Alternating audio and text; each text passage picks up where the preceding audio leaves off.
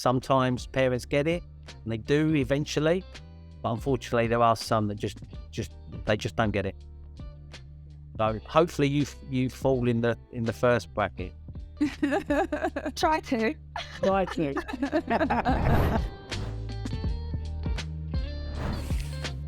Welcome to Behind the Boots, the podcast where we have a unique opportunity to explore football from a parent perspective.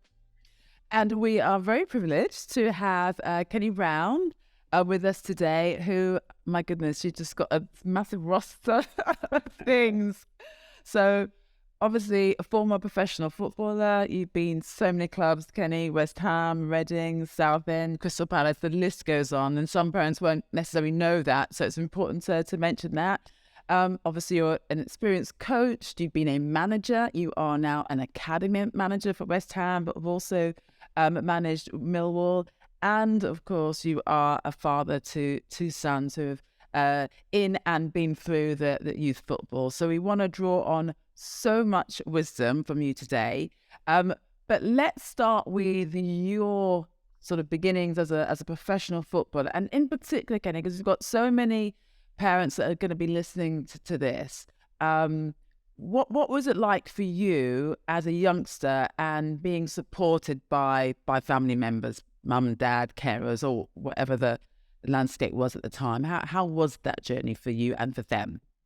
It definitely looks a lot different than it does for the young boys today. There wasn't academies around then. Yeah, I do look my age. I am older, and it is one of them where you look at what is provided now, and it's, obviously, like you said, I'm in it, and it's quite incredible, sort of the actual resources that are put into academies. But going back many years when I was, you literally had your day release. I was up in Norwich, so my local club, obviously Norwich City, where I joined it was actually the first year of the old YTS scheme that the government had brought out. So we were the first group of young players throughout the country to join that. And so you had day release when you were 16, still at school. And that was your only input into the academy. And then you literally was involved in the under 18s on a weekend, on a Saturday morning. And back then that was it. You basically joined the club at 16, similar to what they do now. It was a 2-year apprenticeship, again, very similar to now. But all the resources behind that and obviously the support you had was nowhere near what it was today. Now, some might think that it's over the top now. You don't actually need it all. And I can only, like you say, comment on my history and on how I was brought up. But I had really good support from home, from family members. A little bit different, as my dad was the manager at the time of Norwich City, so that had added probably pressures. But it was something that I'd grown up with all my life. So I'd always been in boardrooms, been in changing rooms, from a very young age. So it was just a natural progression for me, and I didn't feel the pressure. But when you look back and again seeing some parents today who are involved in football and having their sons involved, it's tough, and it's not easy for all parties. But that was my upbringing, and that's where I had 2 really enjoyable years as an apprentice, and then fortunately enough got a professional contract, played for the reserves, and then went on to the first team. Amazing. So with your dad being a professional player as well, did he impart lots of knowledge and sort of talk about skills, and did he have to help coach you, or did he leave that to the coaches at Norwich at the time? Yeah, really good question, because I think everyone would imagine that I'd be going home and we'd be out in the garden every minute, and all his wisdom would be coming through me. No, it wasn't that. It was very much he trusted the staff that were with me, and obviously looking after the youth team at the time. Again, very different from today. We're all on one site. You had the youth team, you had the reserves and the first team, and they were literally all at the same training ground. So you had jobs to do with the first team players. I had 5 players. Each apprentice had 5 players to look after their boots. You had to clean all their boots and obviously, provide their kit in the mornings, go and get them cups of tea when they wanted it, and just be around for them as and when they needed it. You went and swept the stadium, after matches. You literally went on the terraces. You went into the ticket office. It was just, everything was slung at you, but you loved it, and that's what made it. I think you speak to any apprentice and any ex-player that came through that era, they'd all tell you they were the best days of your life, because you literally just done everything, and there was no one, I suppose, governing it. It was just how the club was, and you got spoke to whoever you got spoke to, and you had to suck it in and get on with it. But like I say, they were brilliant days, and I definitely wouldn't have got to where I got to and where I am today without them experiences. But yeah, Dad was a manager, so it had, I had to be a little bit careful at times. But no, he definitely left me for my own devices. He'd give me some advice, potentially after games if he'd watched. And I think going into me now as a parent in a sort of a similar situation, it's the same. I'll touch base with both my sons who were involved in academies, and one that obviously still is. But I'm not out in the garden with them. I'm not, I take a keen interest, but I also want to just be a dad for them, and they'll come to me as and when, and because I still want them to enjoy the game and love playing football, which I think is the most important thing. And Kenny, do you see that a lot in other parents, that kind of just want them to love the game and enjoy it? Because I'm more in grassroots with my kids, and there's a lot of extra training that goes on, and a lot of there's so many things for parents to sort of think about and navigate now. But do you feel like that's the sort of attitude now of a lot of parents, just to enjoy the game? I wish there was more. Unfortunately, I think what's happened is the rewards are obviously out there for everybody to see. If you're a professional footballer and you're signing your second and third contract, and you're in the Premier League or even Championship, you're going to be a multimillionaire. There's no questions about that. So everybody sees that, and it's tough because parents, maybe are not in a position. I was fortunate. I had a really healthy, parents together. Not affluent, but we never struggled. It was, I had a really good upbringing, and I appreciated that. That's not lost on me. I think now it's a lot more difficult. I think the landscape's definitely changed.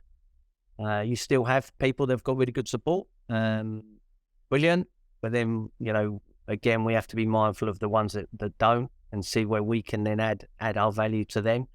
And unfortunately, that sometimes takes over the sort of the will for the boy to just go and enjoy his football. I think some of the pressures that the boys come in are led by their biggest influences, which are their parents, their guardians.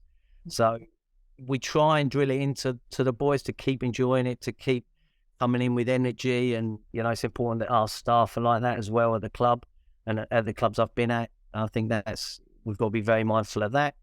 But yeah, I think there's a point of when does it stop becoming, enjoying the game and suddenly gets taken over into a real, right, this is your job now. But as long as you can keep it, unfortunately, it's getting so professional at such a young age. It's really difficult. And they're one of the challenges that not just me, but the staff have to deal with on a daily basis.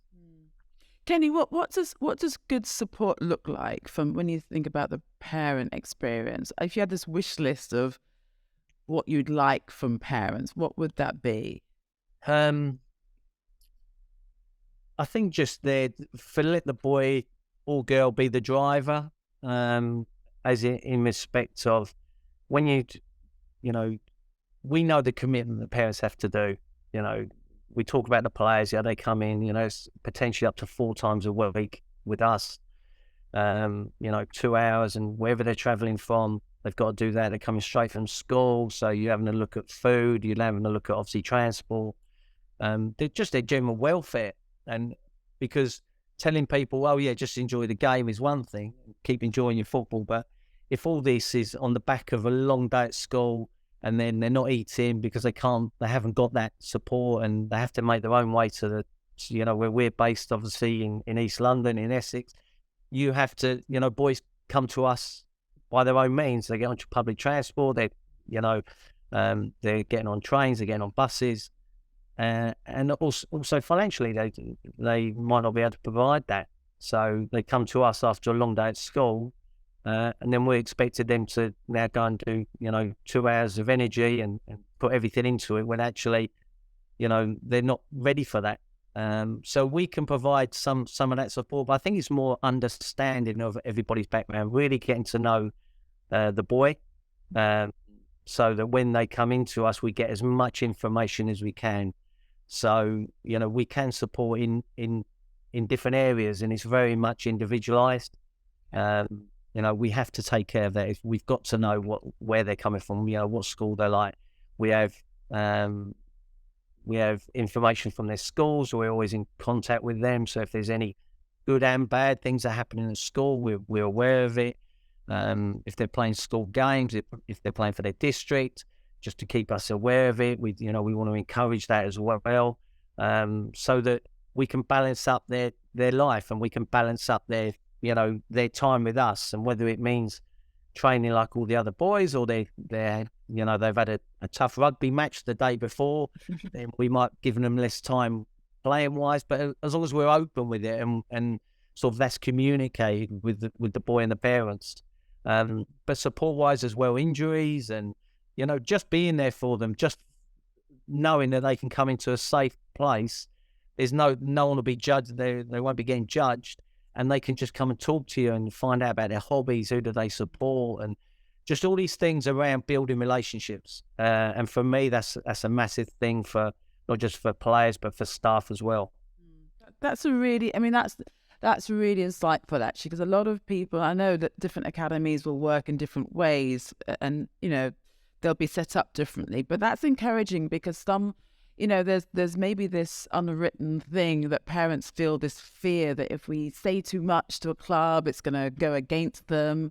If they're open about, maybe mum and dad aren't together, or there's something going on, that they don't want to say anything. But you're saying, from your perspective in your club, actually you welcome that honesty and that openness, so that you can, provide the right sort of help for a family. Yeah, and no, absolutely. And I think that, my previous club, I was at Mill for 6 years, and it was the same. The more information, the more knowledge we know of the background of a boy, we can help them. And that's purely what it's for. It's nothing's going to be held against them, and it's very, it's very much confidential if they want it to be. But it's more about, okay, you've got this problem, issue. How can we help you with that? And it is that, because at the end of it, we know that, when they come to us, we want them to enjoy themselves, because that way we're going to get the best out of them, and they're going to have the best times with us. So that at any point they leave us, whether that's to another club, whether they get released, they can look back and go, I really enjoyed my time at the academy. So it's really important for us, and we all know the percentages of boys that get through. So again, the welfare of all the children are paramount.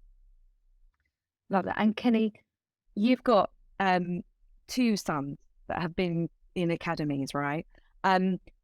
Were you able to be there on the sidelines at all the training sessions, watching over them? No. Are you busy in your own academy? Pretty basic. Well, one of them more so, because he was, when I was at one of my clubs, he was a scholar there, so I got to see him more. So that was more on a daily basis, but that was more similar to my growing up with, obviously, my dad being in the same club. But no, with my youngest, who's been in the academy system again since under 9, and now he's an under 17 scholar. I rarely get to see them train, and I have to pick my times to try and get to see them play. because of my different roles and my commitment I have to show.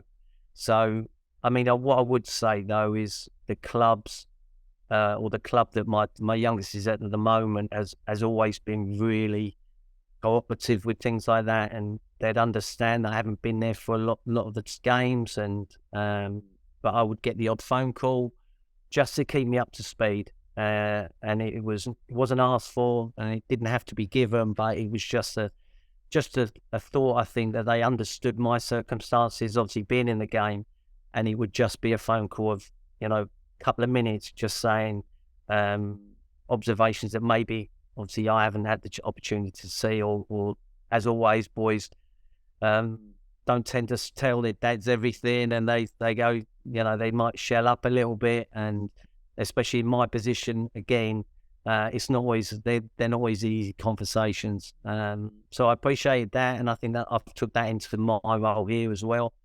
Again, because we've got to be mindful that, you know, parents can't get to training, can't get to games, but we want them to bring them along on the journey as well. And I think if they're part of it, then it makes everything so much easier for everybody. Yeah, absolutely. Kenny, if you go, take us back to sort of when youngsters join academy, so under 8s, under 9s, I know there's the pre-development stuff as well. How much do you think parents know about the journey ahead? Like what do you think they're expecting when they are signing up or thinking about signing up when they're first scouted? Well, I could flip that to you, and then they say, well, you know, how do you see it? You know, what do you expect? You know, when Miles is coming through at 8, 9, like you say, the pre-academy is sort of 7, 8-year-olds, and then they actually officially join as an under 9 into the academy system. All I would say is that you know, I've got my own opinions on whether children should be going in at that such a young age, which is, you know, again, I'm in it, and I see the values of it, but I also see the trade-offs. So it's getting that right balance. I think as much information you can give to parents about what the journey looks like, and again, it should be a shared knowledge. It's not a case of it's open, you know, open doors and you can just access everything at whatever time you want. I think the biggest challenge especially for the new, the intake of under 9s is obviously at grassroots. It's very different to where they're allowed to go, and the restrictions and the conditions that are put on them, how they can adhere to that within the academy setups, because it is different. Well, I love that. Yeah, I went up with my under 9 to West Ham recently to play your academy. No, it's really lovely because we go, you know, a big grassroots and then, you know, they come out and they do this thing where they're like, right, you're not allowed to say a word. We don't want any coach. And all the parents are like, what? We can't say anything? And they'd come over every now and again and say, we told you, no, we don't want to hear coaching. Very, very different experience for parents, you know, in grassroots who are, you know, so involved on the sidelines.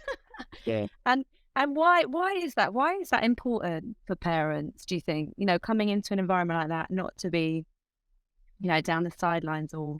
Because so much thought is put into, even at that age, about, you know, playing different positions and asking them to do different things. You know, at that such a young age, it's all about sort of ball manipulation, just getting used to having a football, you know, and forget about really decision making. Is, can they receive the ball on both feet, and, you know, can they dribble with it? Which ones are good at dribbling? Which ones want to look to pass? Do they identify where space is? Like, just real general, real basic stuff, which is brilliant, where the parent, again, is only looking at it, at their son, and sort of going, well, he doesn't play, he's a striker. Why is he playing out wide? And why is he in a different position? And why is he not even starting? Why is it? There's so many different things. The two main sort of gripes that parents always come with is game time, and whether the boy is playing up or down. Because for some reason they see a boy playing in an older age group as massive success, and they see a boy playing in a younger age group as, well, they don't like him, he might as well just come away. We've sort of changed the vocab on stuff like that. I think over the last few years, everyone's coming away from that, because you're basically just representing the football club at whatever age, and there's always a thought process about why boys are playing across age groups, because as soon as you start putting the words up and down in, it has a negative effect, or it has this suddenly, oh, everybody's brilliant, he's going to be taken on again, and then it gets the other parents suddenly realise, well, no, why is that? And questions are asked. When they come in, we try and, make this very clear. It's not always easy, and you have to revisit it quite a few times in the time they're with us. Because again, it's just, I suppose, so the expectancy of where they see their son is different to where we see them, but doesn't mean that good or bad. It's just that we want to see them sort of have a long journey with us, and we only see that under 9.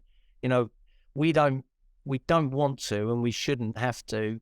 If we've got our recruitment right and we back our coaching, then realistically the boys should be with us till at least under 12, because then they've gone through that period, they've gone through their little, getting to know each other, they've got to know the environment, and you can have a real sort of a valued opinion on whether a boy's potentially going to, staying with you and in your pathway at the club. If you release too early, for different reasons, invariably you not always, but you're probably making it harder for yourself. And like I say, that would then question the recruitment in the first place of bringing boys in. So I think that when you're bringing boys in for the first time, it's bringing the parents along and the guardians with them along with that journey. I think that's vital. But also trust the academy, trust the people who you're bringing your boy into. And if you don't trust them, and if you're not happy, or you really, it's not the place for your boy to be, then no one's going to stop them from leaving. Just to end on that, I don't think that being in an academy is a be-all and end-all as well. Just because you're not in an academy doesn't mean you're a good footballer. And I think some of the best examples of that, are boys that haven't been in the academy, or they have early, didn't enjoy it, came out of it, and spent 2, 3, 4 years just playing grassroots with their friends, not having all the restrictions on them, and then coming back into a club later on down the line. We see a lot of that. We see a lot of boys that have developed away from us. So again, it's them trade-offs. So yeah, it's always interesting, but there's no given, everywhere's different and everyone's different. So Kenny, what would you say to parents who, especially if they're, then football isn't their thing? I mean, I didn't come from a football family, and, Miles was the first introduction to football, but what is it that enables a youngster to take it to as far as they can? And when I say the top, and I don't mean top being the Premier League, but top being playing football for a living. What are the characteristics that you see from a manager and an academy manager's perspective that helps them get there? A real a desire to learn, being coachable, being selfless. I think all sort of the traits and I suppose the values that I personally have. I'm lucky they're very much aligned with the club I'm obviously currently at. So it's easy for me to talk on sort of these sort of subjects, and that's what I look at in young boys, and not just young boys, all the way through. I want to see boys prepared to be selfless, to be really good teammates. On a personal note, they obviously will be, if they're in the system, they're going to be if they're still in the system at 14, 15, 16, they're going to be good footballers. They're going to have something about them of why they've stayed in there. What will you find is that the difference of the ones that probably go on and the ones that drop are the way they manage adversity and manage the downs. because believe me, there are a lot more downs than there are ups. And if you can't get that balance, then you're setting yourself up really to not have a career in the game, because of the way it is. And I think that it's really difficult, and it's a hard, tough environment, because at some point you will be told, right, we're not going to, your services, we're not going to retain you, or you're not going to get that scholar, or you're not going to get that pro, or you've got a pro and we're not going to extend it. At some point, you're going to get that rejection. So, again, going back to bringing boys in very early, potentially you could be giving sort of a rejection to a 10-year-old, which for me doesn't sit right. But that's the situation we're in. That's how the academy's setup is. So when you look at it, I think the boys that get through can handle them situations. They don't get too high when they're doing well, and they don't get too low. But I think as long as they're progressing just on a journey and they're taking everything in, we always talk about attacking the day, and attack, whether it's in the classroom, whether it's out on training, whether it's in the gym.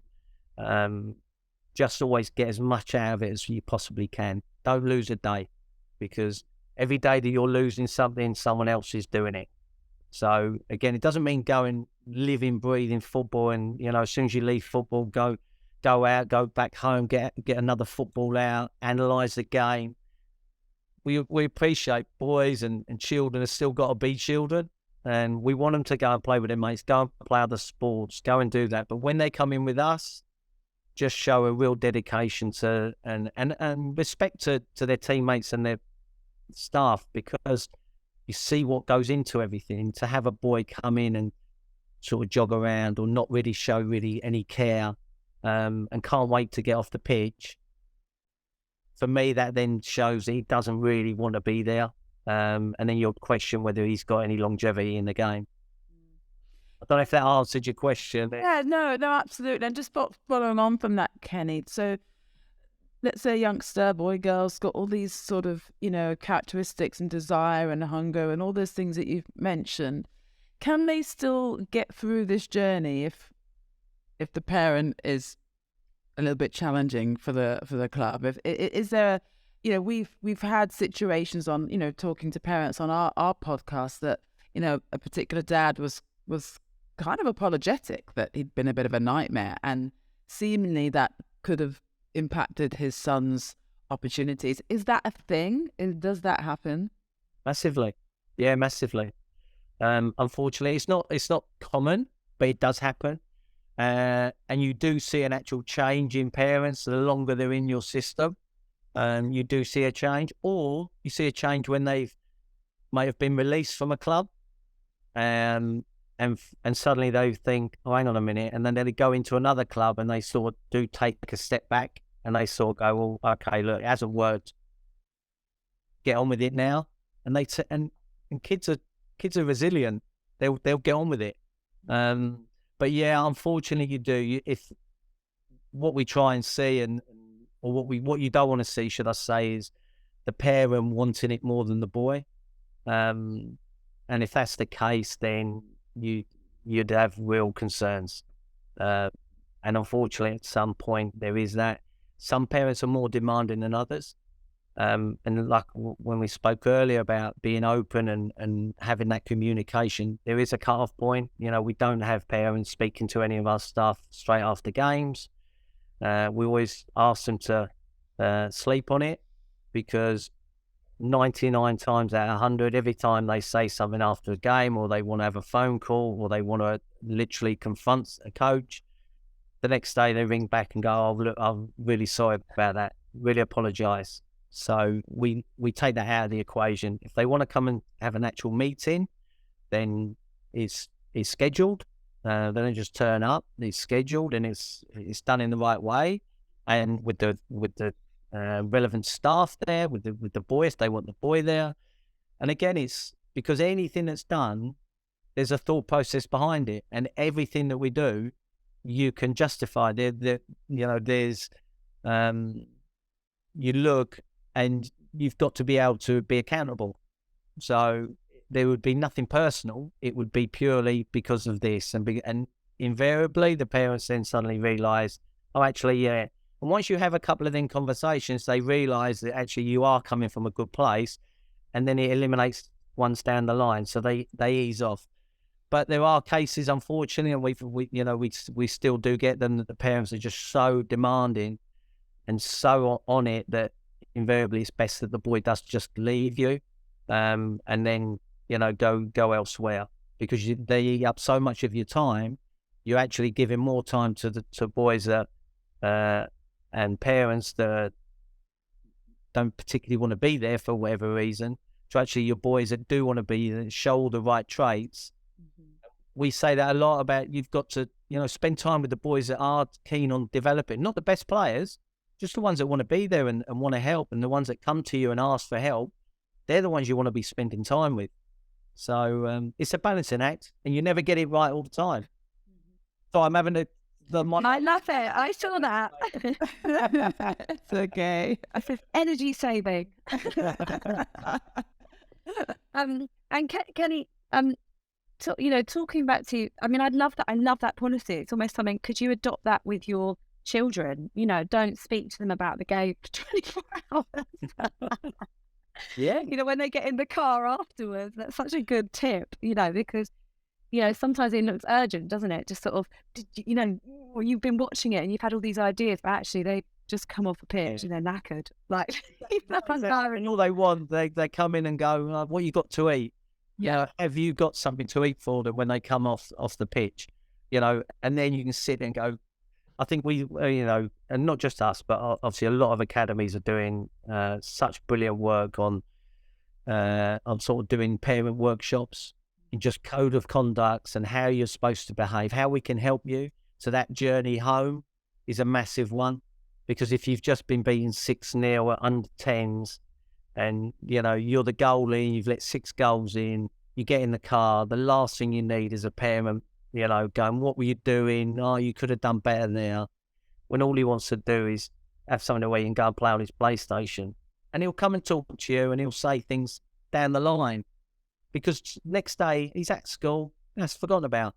And then at training the next time, as an academy, you wouldn't be, they'll just come in as part of your training again, and it's forgotten about. And then all we do is a learning stage. It's all about learning, and but unfortunately some parents don't see that, and that's the bit. But we can't control. We can advise and we can give them as much help as we can and support, but we can't physically sit there in a car with you and go, look, ask this or don't say that.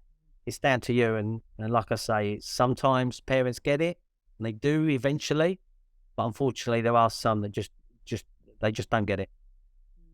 So hopefully you fall in the first bracket. Try to. How did he get on when he come and played against us? Oh no, he loved it. He absolutely loved it. But Marcy and I, we first went up to West Ham, and we're laughing about this story because, Marcy would go up there like, oh, this is fun. We were in West Ham, where I spent the car journey with our 16-year-olds. But they were back, were they 5 years old? About 5 or 6. And I was in the car before going to West Ham with my oldest one saying, right, this is West Ham. It's a big academy. You've got to be really good. You've got to play your best. And I look back on it now and I think, oh, yeah. Thank you. That's it. Exactly. That's a really good point. Sometimes it is the parents that suddenly build this into this, and it just snowballs. And you forget, hang on a minute, they're only young. Like all they want to do is play football with their mates. Well, he stood at the back, barely able to move. Marcy's son, although he is an amazing footballer, he was just up and down, having a great old time. I was like, something very wrong here. It's so innocent. I mean, you're a parent. Have you ever found yourself with your boys getting frustrated or wanting to get more involved than you kind of know you should? Like, can you relate to that this sort of struggle that parents have sometimes?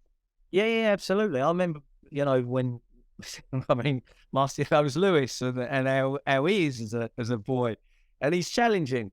But when he was growing up, there was a real time. I remember being there was a game and I believe he would have been under 10, under 11. And we were watching him, and he was getting frustrated, as you can tell straight away. He was moaning at the referee, moaning at everybody, blaming the goalie. Even though I think the team were winning, but it was, you know, like I said, it was an under 10, under 11 game. I remember a ball, I think a free kick got given, and a ball was just bouncing, and he just went up to it and just like leathered it sort of onto 2 pitches away, just because that's what he wanted to do. And I actually I left. My wife was still there, but I actually just left and sat in the car, and I was fuming. Not because the frustration, but it was like, it looked like he just wasn't enjoying the game, and he was so wrapped up in this, I don't know, it was like a frenzy of nothing could go right. And then he wasn't even, like, when a ball then came to him, he wasn't in the right frame of mind. He was still moaning at a referee, and then he'd give the ball away and blame someone. He was in that sort of mode. So instead of standing there and sort of getting worked up myself, I just took myself out of the equation and went and sat in the car. And then it was a quiet journey home, put it that way. And then it wasn't until the evening that, you know, I sort of I said, why do you think I left? And he knew anyway. But there are them times, and it's really difficult. It's not easy, and I'm not saying it is, but sometimes that sort of, in them circumstances, take yourself away from it. If you really can't handle, you know, what's going on, don't go there. Don't go there until you can.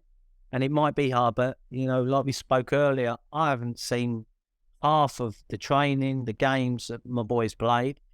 And yes, I'd obviously I'm going to miss that, because you don't get that time back. But you do have to know that if you're putting them into an academy, they're going to be looked after, and you know that they're going to look after your son. And I think that's the biggest thing for me. But I also appreciate that I had my wife who's probably the best one to talk to, because I don't think she's missed any training, any games. You know, she up and down the country, as you mums do. No1 fan. Always there, always there. Don't understand the game at all, but you're always there. Right. So whenever I speak to her and I go, you know, how did he play? And she goes, yeah, good. You know, and that's it. There was no, and I'm sort of thinking I need a bit more than that. I have to wait and then speak to the boy. But no, in general, it's listen, I've been there, and it's not easy, because obviously I'm in an academy. I work at a good level. So even at times when I'm watching my boy play, and I still question certain things that the team are doing, not individually, but how they're being asked to play, or how that can be quite frustrating. But I don't take that up with the club. I don't take that up with anyone. I just have that conversation with my son, and, you know, that's it. And understand that they're doing it in a different way to how we would do it. But you've got to respect that. Yeah, absolutely. Kenny, so some of the questions that we get from parents who sometimes have some, you know, frustrations, as you've already explained, things like, you know, what if a coach doesn't like my child? What can I do about it? What do they do about that, if that's their perception of that? Or maybe, I don't know.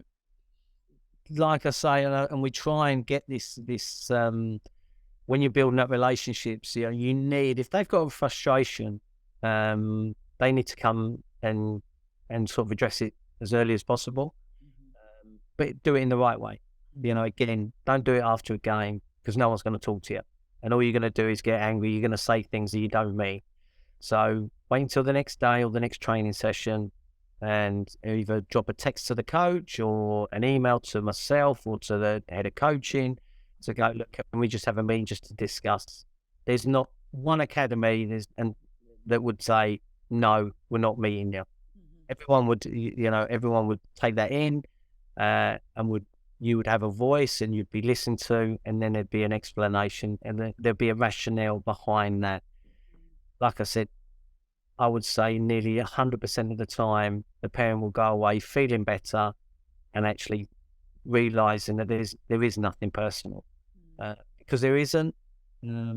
you just can't be like that. Everybody will have a bias towards a favourite player, just because of, it could be because they just like the way he moves, or he reminds them of their own son, or there'll be something. There's a bias towards his character, but then that's not saying that you're going to favouritize him and give him everything just because you like him. And again, you're not just talking about one coach. A lot of the age groups have at minimum 2 coaches. You've got a goalkeeping coach. You have the head of coach in there. You could have the academy manager there. You've got obviously non-football staff, the physios, the sport. You have a load of people that actually all supporting your son. So even one voice isn't going to make a massive difference anyway. There'll be traits that certain boys and certain coaches like, but honestly, if it's really a point that you believe that you think that there's sort of a different agenda, then you need to go and address it with the academy, but do it in the right way. But so much wisdom in there for life, isn't there? Just, something feels urgent, maybe not. Maybe wait until tomorrow. Then we're going into the life skills side of the market where I could dominate that. Counselling. Yeah. And so a lot of parents who are going through grassroots, there's on every green bit of land in the whole of England and maybe beyond in the world, on any given Sunday, there's, parents there on the sidelines supporting kids.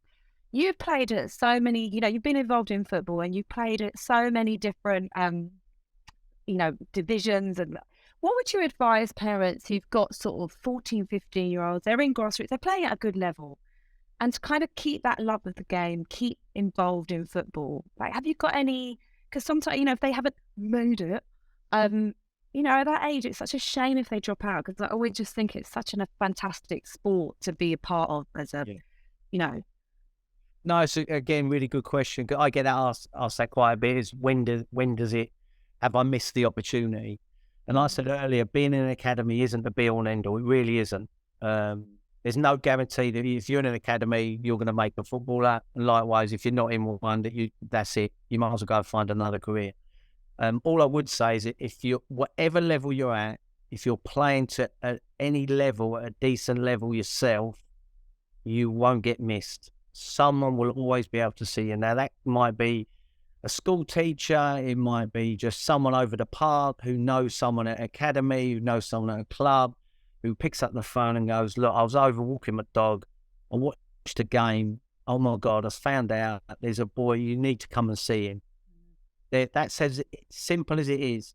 And all I'd say is don't ever give that up, because there is no time thing on it. Obviously, if you're getting into your mid-20s and you're not there, then you've got to, let's be realistic. Anything up to 19, 20, because realistically, if you're playing then, you're playing in men's football. I think what we find is that, and we've had some success with it, and when we did do it at my previous club as well, is players that were sort of around 16, 17, that weren't scholars, so they weren't in the program, but they were playing non-league, but playing in men's football every week. So every Saturday, they're playing against men. When they came, and then they'd get noticed coming to us, and they haven't been, I don't like to say, but sort of, they haven't gone soft because of the academy and what it does and everything's done for them. They've just got out and they've just gone and playing on, the pitches aren't great. Yeah, potholes. Potholes, we've all been there. Yeah, it's horrible. But they go out there and they play. Now, someone will see something in that player, and then for them to get the opportunity to come in, which has happened, is that they come in and they've just got this freshness about them. Nothing phases them, where they just come in and if they've got a slight knock or a little injury, no, they're training. Where actually some of the boys are, well, I'm going to rest today because I'm going to see how I feel tomorrow. It's that mentality again of, no, I'm just playing my football and where it takes me. And I think that you'll never get missed. If you're showing them traits again of just being a good team player, obviously you're going to have individual ability. but being someone who you feel could come into your environment and add to it, they're invaluable, and they could come up from anywhere. But there's not a game that goes on up and down the country that there's a good player that's never going to get found. They'll get found one way or the other. They'll get found. And Kelly, so that there are opportunities, because again, it's sort of, if they don't make it into one of the top, the West Hams or the Man Cities or whatever. But there are so many clubs, especially when you get to sort of men's age, right? They don't have academies attached to them, but they would then go into, you can get 16, 17-year-olds into men's football, into so many different clubs, right? What's the best way for parents to support that, that transition from young player to men's football? Have you got any? Because you've worked in quite a few of the good. It's just I've had loads of experiences at different levels. I've been at them levels, and so I can probably speak, with a little bit of experience on that. Is I think what you do is that you just you're there to support. You're not there to critique and to go, oh, you're better than this. And if they just go and play, I've had it with my oldest son. Again, he came out of an academy, didn't get a pro contract, but initially he's down, but then no, I'm going to go and find a way, and now he's enjoying his football again. He's playing at a level that he should be a lot higher than he is. He's enjoying it, and he'll choose. But I think as parents, you can't wish their life for them, and I've always been. They have to at some point make their decisions, rightly or wrongly. You can advise them, but they've got to be able to make their decisions. That they're then life skills that you go, okay, you're going to make some wrong ones, as we all have. But if they're your decisions, then you're doing them for they're the right ones at that time. So you can all look back with regret and stuff, but actually at that time, just being a support. And if that's really what he wants to do, then you got to go, no, I'm with you. I'm going to try and get to your games, even if it's that pitch that's like that, and they're up in the hills, or they're 2 hours away. You go, oh, I really could do without going. But just having you there, just having that support there to go, no, man, I'm going to watch you today, means a lot. I know that personally. I know it means a lot, and you're going there because you're giving up your time, but you're not, because it's your son. So I think if you've got that sort of way of working with them, obviously the older they get, I think, but again, just reminding them it's not over. You keep following your dream, because you just don't know just as you're there watching, you don't know who else is there watching, and they've only got to perform that one time, one game. It could be the best game he's ever played, and someone notices it, and then they'll go back, they'll make a phone call, it comes in, whether that's to a professional club, whether it's to a non-league club, but there's some good non-league football clubs around, and obviously there's financially there's some good money to be earned in non-league football as well. We've heard that quite a bit. God, yeah. That's so balancing. I don't know that route to football. Definitely balancing it with non-league football, or part-time football, should I say, which is invariably 2 days or 2 nights a week, and then a game at a weekend. But you tie that in with your studies, or whether you're tying it in with work.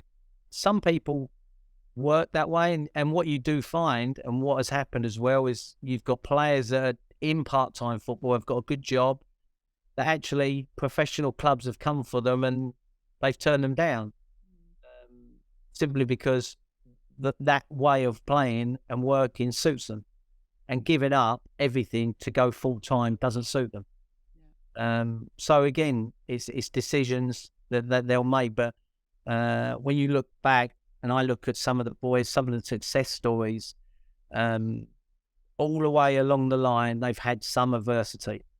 They have been rejected. They've had bad injuries somewhere along the line. But when they come back in and you ask them about, tell us about your experiences, a lot of them have been negative. So again, how do they get through? How do they get into and have that have a career in the game? It's dealing with them adversities in whatever way you see them. What do you? We talked about the word success. What do you see? Either footballers or their families deem as success these days. What do you think they mean by that? This will go off. It's just Oh, we can't hear it. can't you hear it? Like there's an alarm. Oh, it's gone off now. Okay. Seems to go on for a lot longer. It's just fire test. Success. So someone asked me that when I obviously took the job as academy manager here. What does it look like for us as an academy and for myself? And it's quite simple, I suppose, is that we're a football club. So naturally success would be having a young player come through our system from under 9 and go and play in the first team and go and play like a Mark Noble, go and play 500 games, has one career in the game. Brilliant. But that's just one bit of success, and invariably that's probably the hardest one, and the one that is won't happen potentially ever again. But the other one is that they get through. You want to get them to a level where they then, if they don't make it into our first team, that they then can go and have a career at another club. Now that might be at a lower level at the time, but then they progress into Premier League footballer. But again, if they then don't have that, they have the tools to then give them an opportunity to go into whatever direction and whatever pathway they want, whether that is non-league, whether they just, you know what, I don't see myself in football. I want to go down to, I want to go into higher education. Do we provide that? Now, all academies do. So for us, success is, yes, it's brilliant that someone could come leave us. He was a scholar with us, didn't get a pro contract and find himself down the line. And, he's a teacher or he's working at a hospital. He's a doctor. Fantastic. That's great. And it is good. And, again, that can't be not frowned upon, but you can't be looking at that and saying that's not a good thing. But that won't keep me in a job. Providing loads of teachers and, businessmen, and that's brilliant. But again, when I go to the board and say, look, this is what we've done, well, where's the footballers? Oh, no, we haven't got any footballers. I did all this for these. I won't be in the job for long. So we have to be mindful. We need to, as a success story, we need players, or we would like players to come through the academy system and to be an asset to the club. Now, whether that's an asset on our pitch or whether it's an asset to be sold. But again, there's loads of varying different ones. All I'd say is that, like I said right at the beginning, is that when at whatever point they leave our academy, they can actually come into your office and say, thank you for looking after my son. He's really enjoyed it. And, we wish you well. And he goes out and he goes and has a flourishing career in whatever he decides to do. I think that's where, you always like to get, you're not always going to get that. You're still going to get the ones that, feel aggrieved, you've made the wrong decision and go.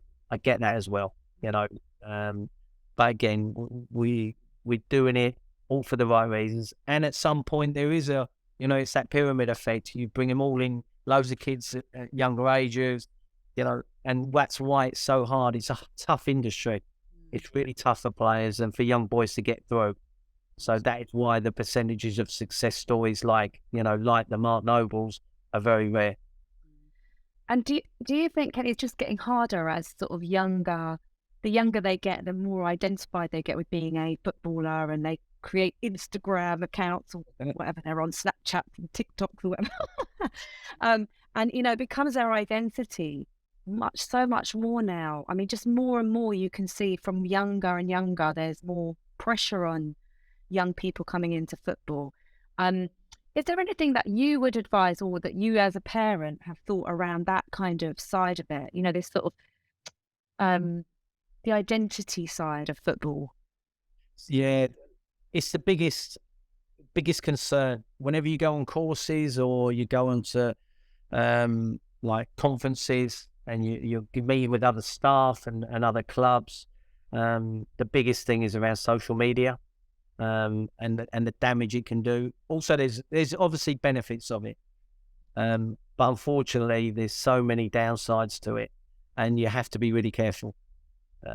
Especially, like you say, you do see some of the young boys, they've all got mobile phones, which is an acceptable part of growing up now.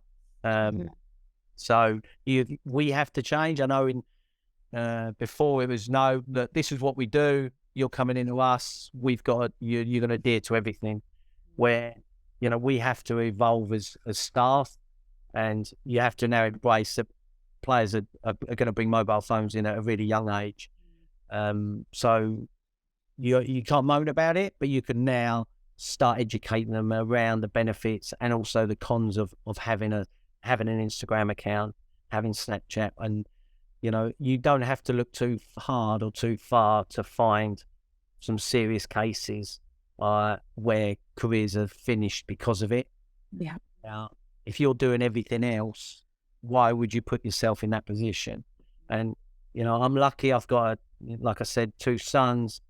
My eldest has gone through it, and he's been a really big help to my younger one, where he's now sort of really advised, and he watches everything that goes up on any of his stuff, and he's the first one to go, you need to take that down, or do you want this up?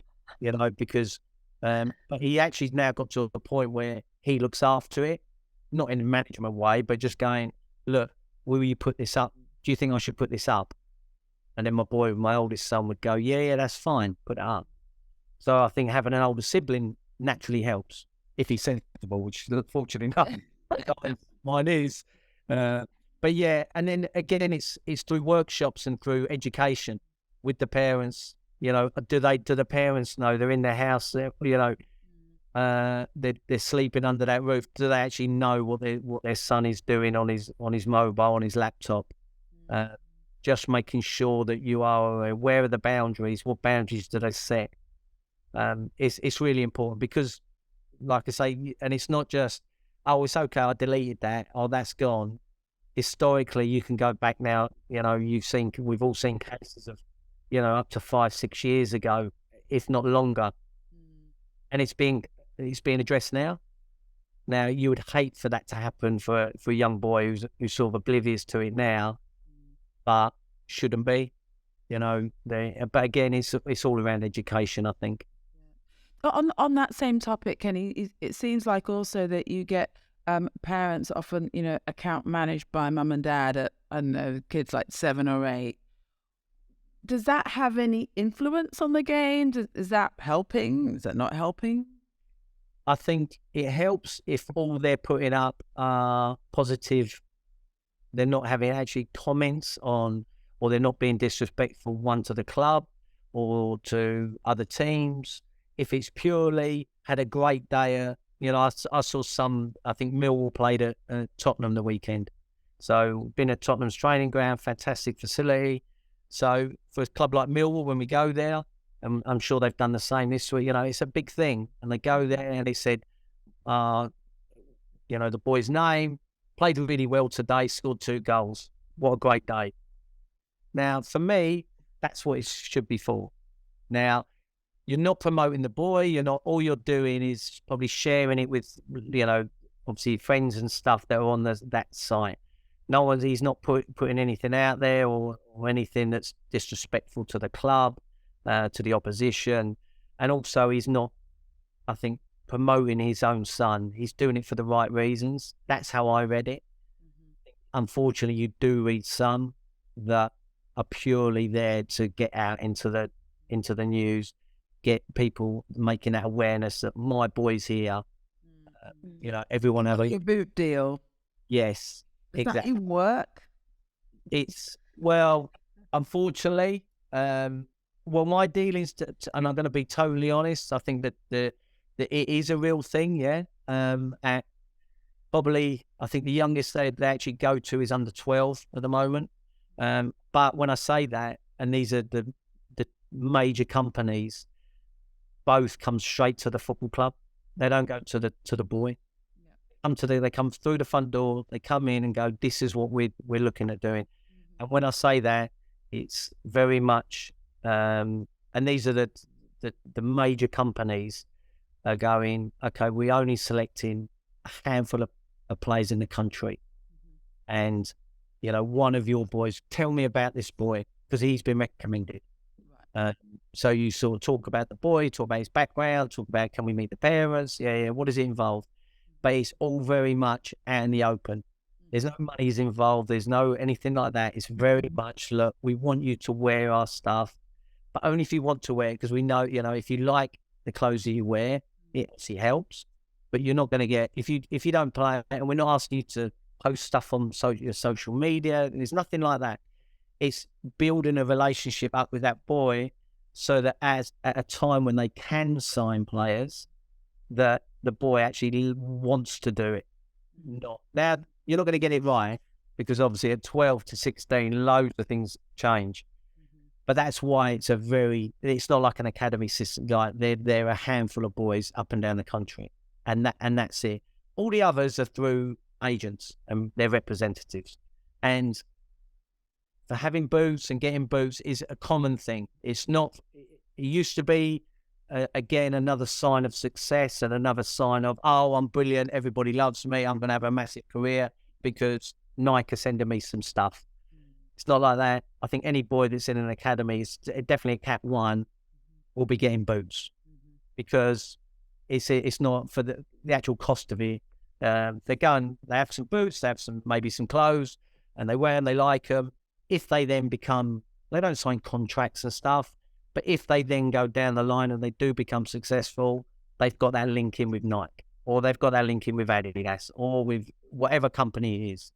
But again, it would be more driven by a representative or an agent of that player. Very interesting. Well, it's as you know, probably better than most people, it's such a big world for parents, especially, you know, you're new coming into football, to quite quickly try and navigate. And if you could, just to kind of, because you've been amazing, we've heard so much from you. If you could sort of summarize 3 things that you'd say to a parent, like getting involved in, you know, from grassroots through, you know, is there anything that you would say to parents, or your 3 top tips, if you like? Wow. You've only got 3. Oh God! How many do you like, Kenny? No, 3 suffice. I think again, 1 would be there for your son in whatever he wants. Now, like I said, whether that is a support where he just needs an arm around him and he just needs a cuddle from his mum without any words, that's it. That's support. Whether it's support, like I said, about just bringing food in, or making sure he has got something in the car waiting for him if he's got to travel an hour. You know, don't just go, oh, I'll stop off at McDonald's. And stop off at McDonald's as well. You know, do these things. There be out, like, just really enjoy. I know it sounds probably a bit corny, but enjoy the process. Enjoy this journey with them, because it is, and they're so young, and you don't know what's going to happen. But all I know is that any boy coming into an academy, they're going to be looked after. So unless you've made a really poor decision, that you're handing over your son to them. So when they come back, you should just be building on that, and don't ever take away. Don't get away that they are just young children. You know, they're not footballers. They're just young children playing a sport, and that's it. So I think support is a massive thing for parents. I think, how do I word this so it's a bit more? Just tell it like it is. We're not here to hear it like that. I think trust the players. Trust the club. Trust the staff. And if you're not sure about something, please ask. Go and ask, because there'll be a rationale. There'll be a real thought process behind any decision that's made. So if you're not sure, go and ask, but do it at the right time and in the right way. And then all your second guessing and Chinese whispers and all this, it all goes out of the way. Just be there. Just be in the background. Say hello when you see coaches or when you see staff. Just sit in the background, support your boy, and basically you should be enjoying the journey just as much as your boy is, if you're doing that. So there's two. And if you're not, go and sit in the car. No, exactly Go that. to the car park. Sit in the car, go and punch the steering wheel a few times, or go and whatever you want to do. But when your boy gets in the car, that's it. It's all over with. Then it's your family time then. And again, I appreciate that's easier said than done. But if you can learn to do that, then it does make it so much better. And you're also providing that real support that boy needs at that time. He doesn't need, a grilling of the game. No one does. Even when you get to, you don't want to sit there. When they sit them in the Premier League, all first team, there's not a massive inquest after a game. Now, they literally, if you see the manager, you're lucky. They get showered, they go, and then they get that, then gets readdressed at the next training session, because they had the time to actually look over the game again. The amount of times I've sat and absolutely gone through the whole team and individuals and thinking it's the right thing to do because I needed to get a reaction out of them. And then when I watched the game back again, I would say 60% of it I was wrong, because it's only what I saw at the time. And actually, when I look back on it, I think, oh my God, I hope the players don't see this, because they'll be knocking on my door. And it did happen like that again. I think you're wrong, and you have to then go, yeah, I was actually, so eliminate all that. Don't do that. And try and the last one, all I would say with parents is, when I talk about adversity, is for parents to be like that as well. Just to go, you know that there's going to be bumps in the road, and there's going to be times where you're not going to get what you want to hear, and your boy needs, and you'll need picking up. Because sometimes if the parents are the ones that are driving it, and the boy does get released, for example, doesn't get retained, the biggest effect it has on is the parents, not the boy. The boy within a couple of days will be over because he's out playing with his mates again. It's the parents. So, again, just deal with that adversity. And if you're a parent, we've already gone through loads of adversity. So be there, maybe be a bit of a, just show it, hold it in, just put on a smile face, and you might be really angry, but come on, let's deal with this together. So probably them, and those are three key aspects for a parent. Kenny, amazing. Thank you so much. Honestly, you've given us so much value to impart on our parent members here. So yeah, we appreciate that a lot. It's been amazing. Yeah. No, it was really a pleasure talking to you both. Thank you so much. Thank you so much, Kenny.